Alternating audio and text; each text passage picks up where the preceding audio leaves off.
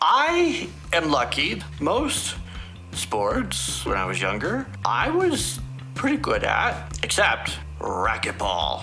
I am amazingly horrible at it. I don't know why. I just don't get it.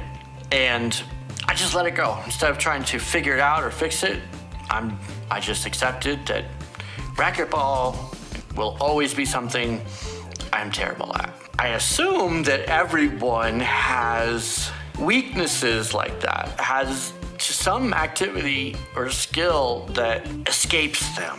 One of those skills for me is taking the top and the bottom and putting them together. I don't know why. It is so difficult. It's not merely the hand shaking. It's not the technique, because I've tried many different techniques for putting them together. It's not my understanding of the scientific principles. Nevertheless, this step right here of putting these together without catastrophically damaging one side or the other and doing it in a reasonable amount of time is hard for me. I don't know why. It just is. Prepare to be entertained by me fumbling with this. When we started, both pieces had the exact same diameter. Taking them and putting them together is impossible because they're the exact same size. So the piece that goes on the outside, this one, somehow needs to be bigger, and this one somehow needs to be smaller as compared to each other. I've collected here a bunch of tools that would make it easier to put them together. Probably the single best thing to remember and easiest thing to remember is that almost all matter tends to expand when it's hotter and tends to contract when it's cooler, because the walls are so thin. And we want the final result to be that this piece only has a tiny greater circumference than this side.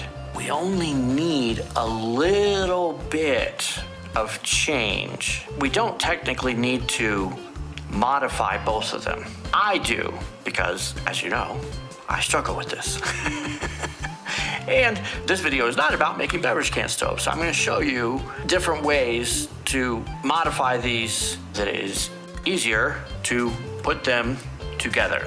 I have an array of different tools here. I'm not going to use all of them. Heating this side will cause the metal to expand, meaning that the circumference will become larger. When you're camping, even in a disaster situation, if you are making an alcohol burning beverage can stove, you already have a source of heat. The alcohol, it's a fuel. So I have, when building alcohol burning stoves in the past, I've often been out in the countryside and I used the alcohol. I would do something like pour a little bit on the ground, or pour a little bit in a different cooking vessel, pour a little bit in one of these, and just heat it. I sometimes would use the lighter. I don't like that through experience. I don't like it because the heat dissipates too quickly. I like getting the whole thing nice and hot, because then the heat doesn't dissipate too quickly and I have time to put it all together. But it is hot. Hot. Wear your gloves. Now, what about cooling this? When I've been in a house that has a freezer, I stick these in the freezer. I'll put them in for like 20, 30 minutes, make them really cold. But as I've already mentioned, I have made these in the field. And I don't know about your backpack, but my backpack does not come equipped with a freezer. I've always camped near some source of water. In general, your source of water, if it's a little river, a little stream, the ocean, will be cooler than the air temperature. So this is just tap water, and that works just fine. It doesn't need to be literally freezing. I've certainly made stoves where I shrank, cooled the one piece by just putting it in a stream for 2 minutes, 3 minutes. Most of the time, you can both apply heat and cool this down. That's how to use temperature to change the diameter. Whether or not I use temperature, I like this trick. I read this trick online or saw it in a video or something. Remember, we already defined that this piece is the same diameter and circumference as this can. Those cans are all empty. This can is full, and that's important. Because it's full and under pressure, it's hard to deform it, right? See, I push and there's no deformation. I can take this piece and put it on the bottom and then use this to deform the metal. I'm going to stretch this piece. I showed you at the beginning this is some oil that I have for keeping a carbon blade from corroding. And I mean, oil is a lubricant, right? So that would work. And then a little while ago, I went and washed my hands, and this hotel gives body lotion. I never use it, but remember I said that one of the most important skills is to stop seeing things and then over-interpreting them. So I looked at this, and I knew it was body lotion, but especially because I've been working on this, I also realized, hey, wait, that's a lubricant. I could use that as a lubricant. And this in particular versus this is something, I want to use this for its intended purpose. But this, in my world, is disposable. It's not doesn't have a use. So if I wanted to use a lubricant, which I'm not going to today because I'm trying to make it difficult, this would be a great option. If you're trying to make an alcohol burning stove, it's because you want to cook something, right? Well, I don't know what it is you're trying to cook, but you almost certainly have the ability to create a little bit of fat, a little bit of liquid fat somehow. It could be, drippings from an animal, could be butter. You don't need much, right? You only need to coat this a little bit. So you probably have access to something that would otherwise be a waste material that could be a lubricant to help you make this. Okay. All of these devices, tools, are tools that I could use to decrease the circumference of the bottom piece. We're going to start with this. This is a hemostat, but if we imagine that these are pliers, I'm going to show you on this discarded piece. Many people online, instructions online, recommend crimping. Pretend I'm working with the bottom piece. Take your pliers or whatever and just bend it in a little bit. So even though these are not needle nose pliers, and I have needle nose pliers over there, I can use this for this purpose. I just don't like this. It's too easy to mess it up. It's too easy to make a crimp that is too long. Also, this crimp, I'm exaggerating it. When this is on the inside and the gas is traveling upwards, the gas has to go around this and then out the jet. If there's two deep crimps on this side and no deep crimps on that side, that actually creates a very slight imbalance where more gas wants to come out of here. And before I made stoves, I would have thought that would have been trivial, unimportant, but it's not. This could actually have a big impact on the way the stove performs. And at least for me, maybe for you, making the crimps is easier. Certainly for all of the people who do it online, I watched them making a video and they do a crimp and it's like, how do they do that so easily? I don't know why, but for me, crimping it the way they do online, I can't.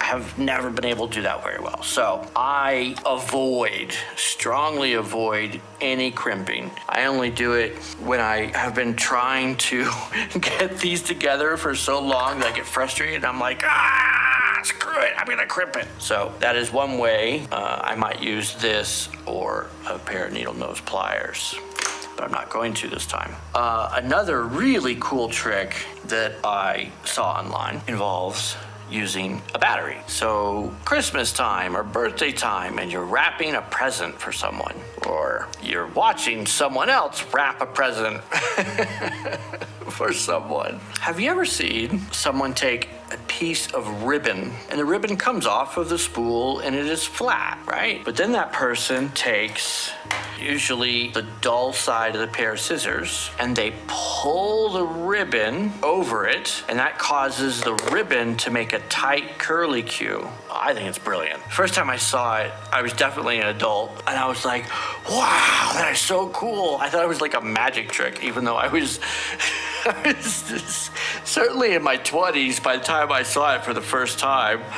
And I really had the reaction of seeing a magic trick I could not comprehend. Pretend both of my hands together are the ribbon, and this is one layer of molecules and this is the second layer of molecules. The side that gets rubbed against the scissors gets deformed, and those molecules essentially shorten.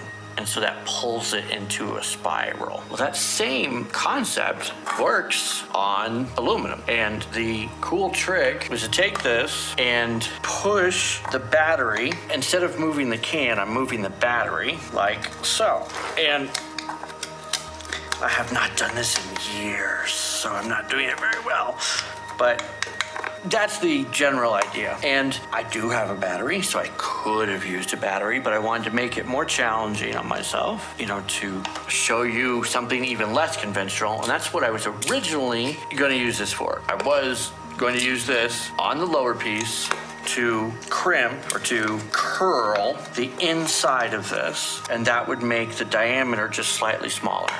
But we have the problem with the burrs, so this is out. You remember that I used this tool to separate this piece, and when in the process of doing that, observed that this surface is a file. Look at the surface. It's a file. That's not the intended purpose. That's not what it was designed to do. That surface is designed to make it easier to grip this tool when you're using it. This is such a great example of looking at all objects, especially tools, and instead of asking yourself, what is that tool designed to do? Ask yourself, what can that tool do? Asking that question and seeing things that way is not the natural way that our brain works. And no matter how much you practice and train, you will never change that. So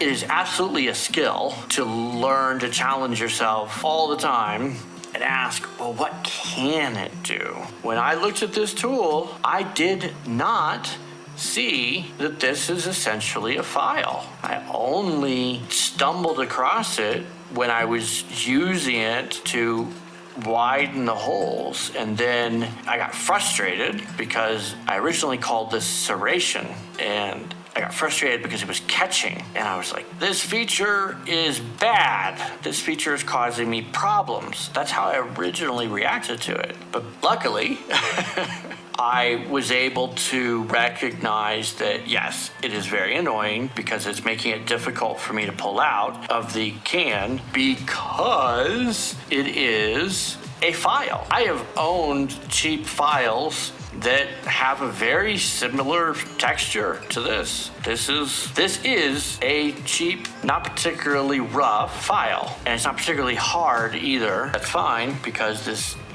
aluminum is very soft. So this is a tool that I might use, and the way I would use it is the file, and I would do something like this, going in this direction.